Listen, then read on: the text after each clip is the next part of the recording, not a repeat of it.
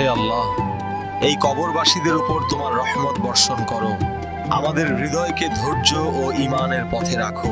হে আমার রব, রাহেলের বিদায়ের পর এই হৃদয় শুধু তোমার কাছে কাঁদে।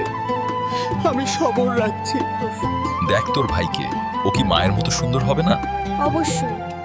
তোমরা দুজনেই আমার রাহেলের শেষ স্মৃতি। দেখো ওকে, বাবা শুধু ওকেই ভালোবাসেন।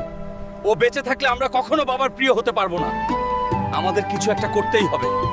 নে যা নিচে, আজ থেকে এই অন্ধকারই তোর ঠিকানা।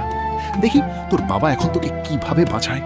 ধাক্কা দে সবাই মিলে। ভয় পেও না ইউসুফ, আমি তোমার সাথেই আছি। এই অন্ধকার তোমাকে স্পর্শ করতে পারবে না। আরে দেখো, এখানে একটা পুরনো কূপ আছে, উটগুলাও তৃষ্ণার্ত। চলো দেখি কিছু পানি পাওয়া যায় কিনা। আরে এ কি, বালতিতে পানি নেই? এ তো এক কিশোর, আর কি সুন্দর! এ তো আমাদের জন্য এক দামি সম্পদ। এই কিশোর কোনো সাধারণ দাস নয়, এর মর্যাদা অনেক বেশি। একে আমিই কিনবো। একে সম্মানের সাথে রাখো, সম্ভবত সে আমাদের অনেক উপকারে আসবে। আমি এর আগে কখনো এত তেজদীপ্ত ও সুন্দর চেহারার কোনো বালক দেখিনি।